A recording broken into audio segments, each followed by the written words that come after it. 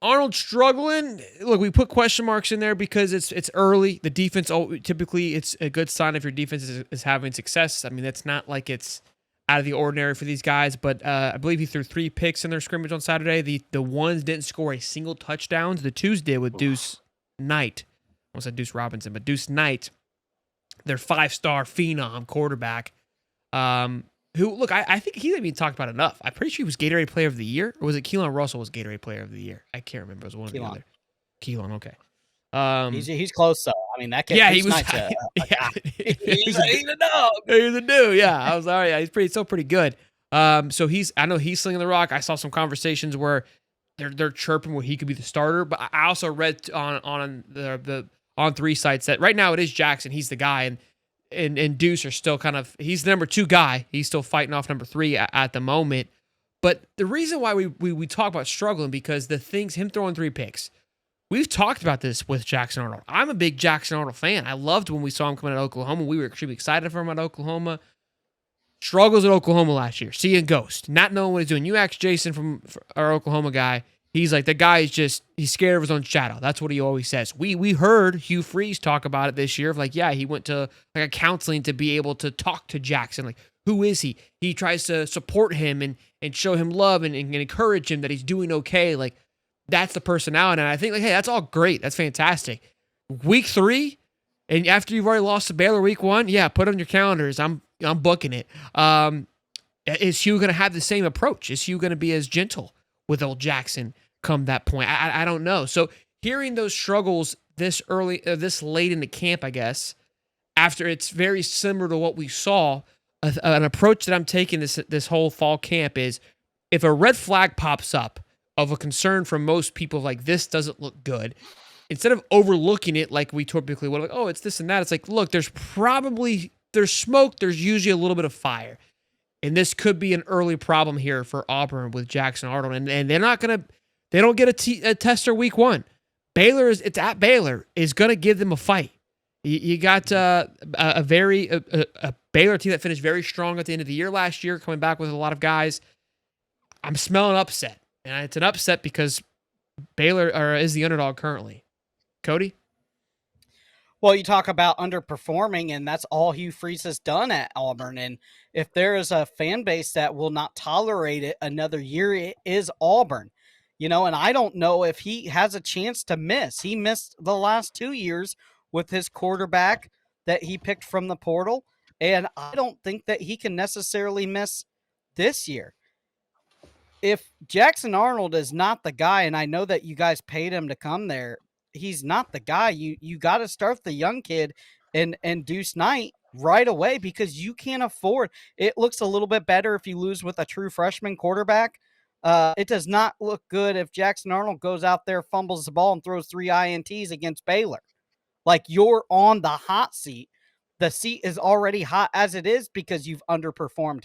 You've lost your chance to recruit in the state. You went and beat up on Alabama the last 2 years in state recruiting, and now they're beating up on you again because you can't win at Auburn. And Hugh Freeze does not have the length left in the rope before he existentially is, choking without air because the rope is tied.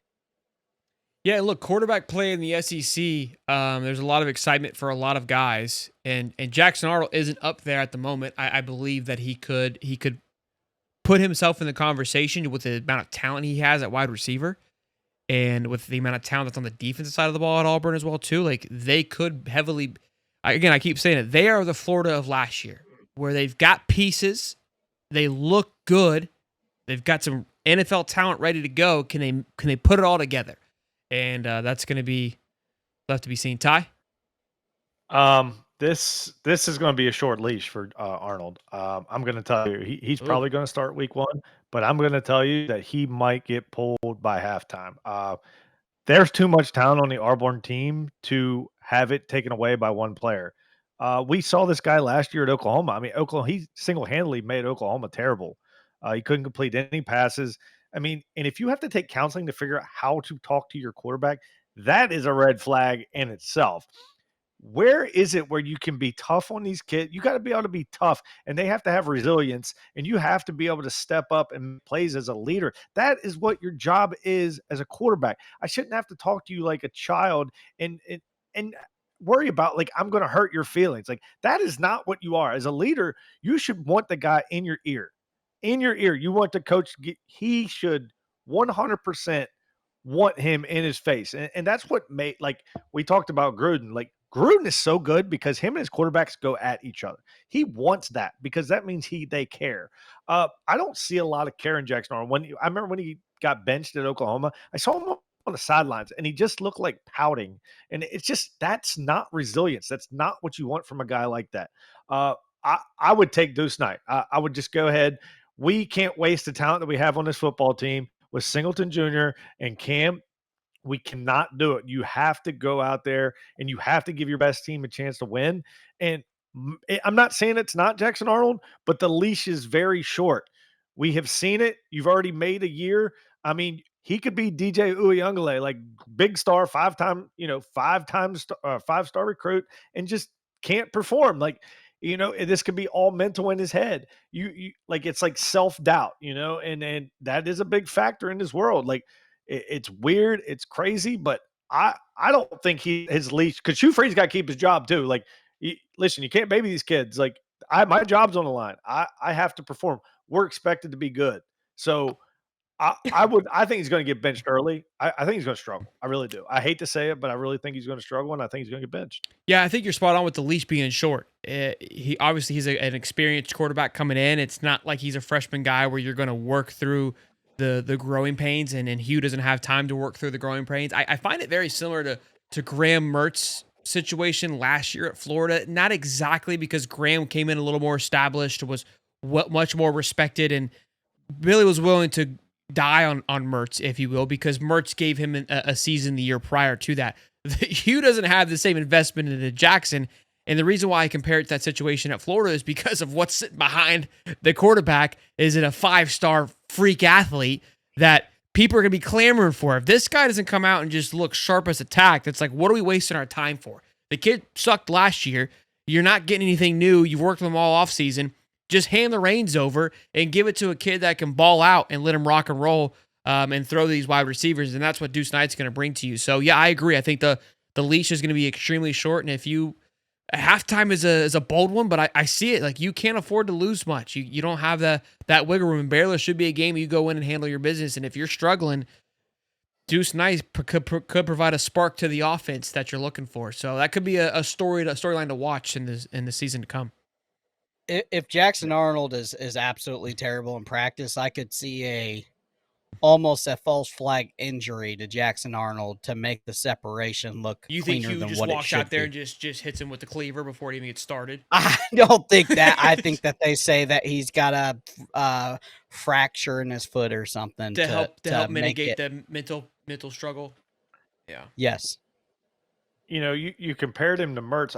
I can't do that. I watched the Netflix show. So I knew that was going to happen. More of the situation, right? The situation of like Mertz I get what you're saying. was much more established, a much better quarterback, but the Better sense leader, better. yeah, everything. I mean, there's so much more there. Like it's not what the you're best saying. comparison, but it was more of just because of there's a guy lurking in the shadows. And look, Florida fans, we didn't, half of us didn't want Mertz.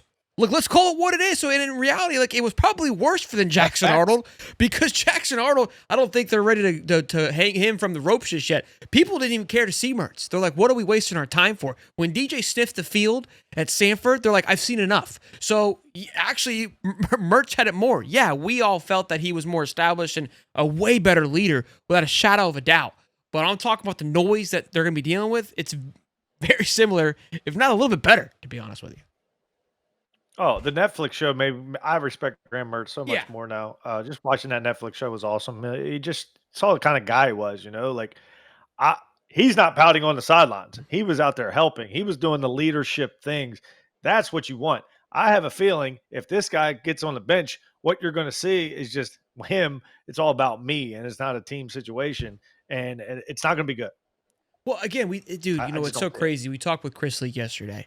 We had him on our show. Great interview. And I talked to him about that. Like, hey, how was that that transition to Tim Tebow. You go into your senior year, he's there. I mean, everyone wants to see Tim, and Tim starts making some flashes. It's like I don't think he was that bad because Chris Lee could absolutely spin the dang thing. But I was like, Lee, how does the ego handle that? And he goes, look, man, like I was a Gator, and I wanted to make sure that I passed this thing off.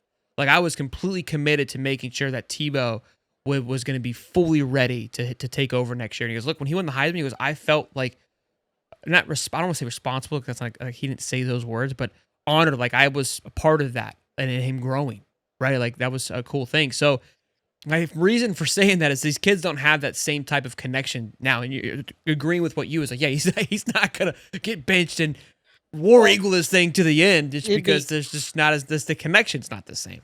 He might hit the transfer portal at halftime.